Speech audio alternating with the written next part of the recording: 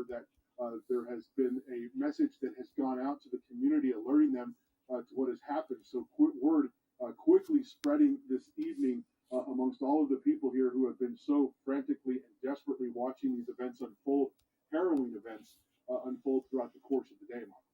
Yeah, and you spoke earlier, I think, with a member of the congregation who had been seeing this on the stream. Is that right?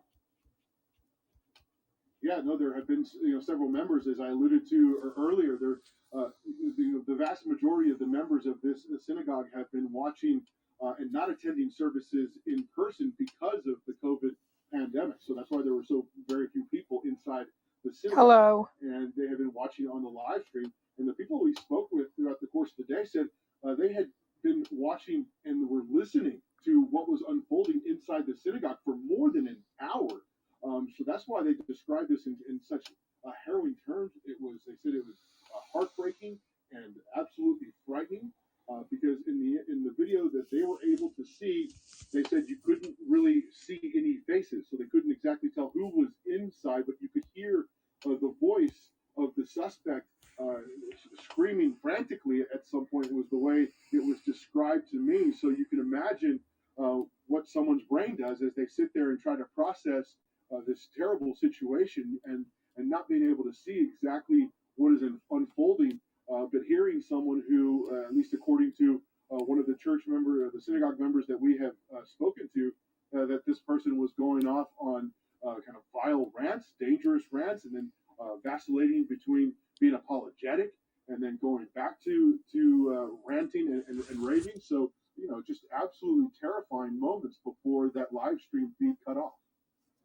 Yeah, exactly. And so what do you expect is going to be happening now with law enforcement? We don't know what's happened to the hostage taker.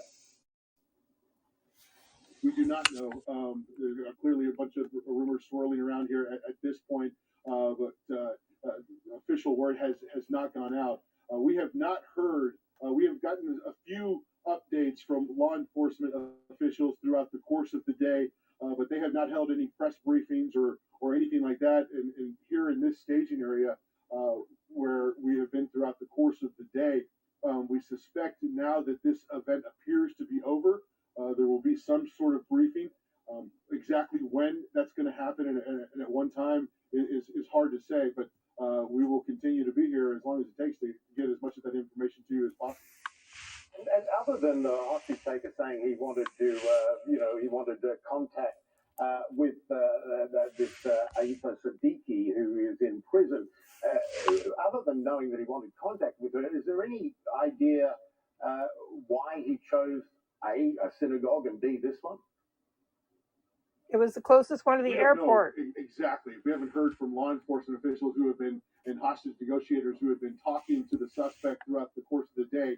We did hear from one synagogue member who said that she had heard in the live stream that this suspect chose this synagogue because it was closest to DFW International Airport. We're just a few miles away from that airport, and that the suspect had claimed to have just landed or something to that effect and had chosen this area. But you really have to come searching for this synagogue. It is a small synagogue, kind of tucked away in a residential neighborhood. I'm told that there are about 150 members, family members that belong to this synagogue. So this isn't a synagogue that is on a prominent boulevard here in Colleyville that is easy to see. You really have to go looking for it and know that it's there. So what kind of calculations went into all of that for the suspect? Thank you so much.